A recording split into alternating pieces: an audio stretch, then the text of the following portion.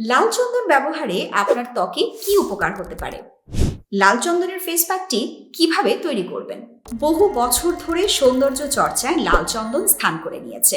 প্রাচীনকালের রানীরা তাদের ত্বকের সৌন্দর্য রক্ষায় লাল চন্দন ব্যবহার করতেন।